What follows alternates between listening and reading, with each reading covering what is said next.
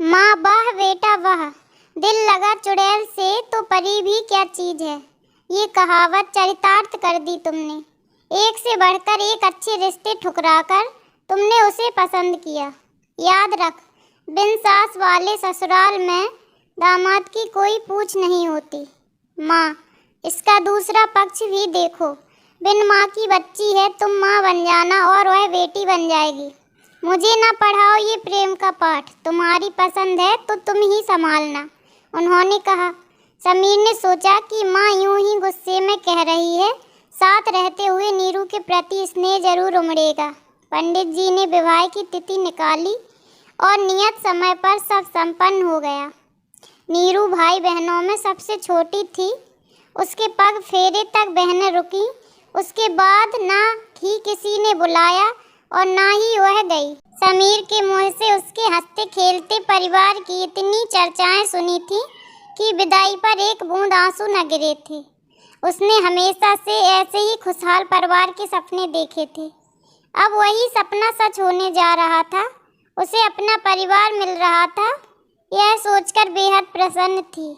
बहुत जल्द आशा के विपरीत परिस्थितियां सामने आ गईं।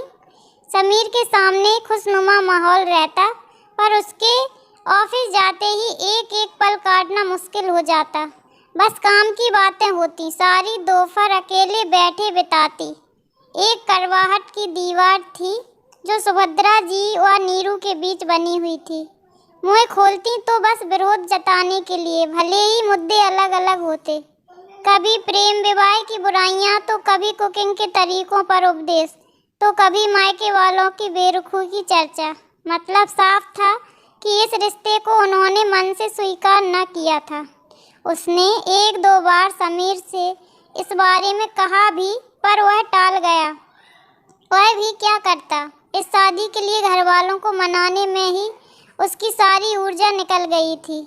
दिन निकल रहे थे पर दूरियां घटने का नाम नहीं ले रही थीं। मन में यही सब सोचती नीरू एक दिन सीढ़ियों से फिसल गई। दाहिने पैर में फ्रैक्चर हुआ था।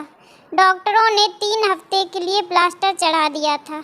ऐसे में वह पूरी तरह से पराश्रित हो गई थी। ससुराल में काम करते हुए फिर भी वक्त गुजरता है।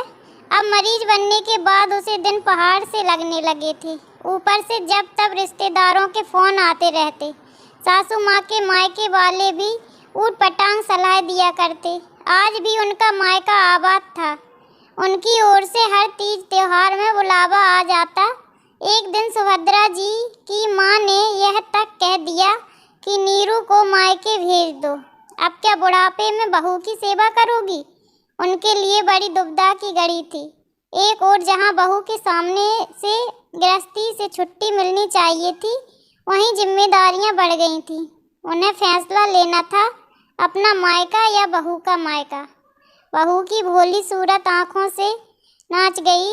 जब तक आज तक वह अपनी माँ से मिलने की ललक रखती हैं, तो भला नीरू के दिल पर क्या बीत रही होगी। दिल पसीज गया था। वह भी तो एक माँ है।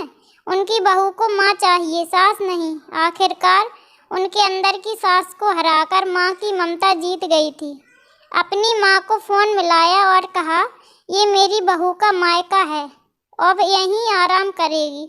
जिसे मुझसे मिलने की उत्कंठा हो, वह शौक से यहीं आ जाए। मेरी बहू के मायके में आप सबों का स्वागत है।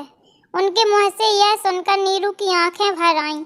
इसी ममता के लिए वह महीनों तड़प रही थी। समीर की बातें सच साबित हुई दिखी कि देखना एक दिन माँ भी तुमसे प्यार करने लगेगी। महीनों के अंतर्द्वंद से समुद्रा जी को विराम मिला था और नीरू को अपनी माँ। समीर ने भी चैन की सांस ली थी। उसके विश्वास की जीत हुई थी। सबके हृदय में प्रेम ने घर बना लिया था। तो दोस्तों, आपको ये कहानी कैसी लगी। अगर कहानी अच्छी लगी हो तो वीडियो को लाइक कमेंट शेयर ज़रूर करें। अगर चैनल पर नए हो तो चैनल को सब्सक्राइब करके बेल आइकन को प्रेस करें। Thanks for watching.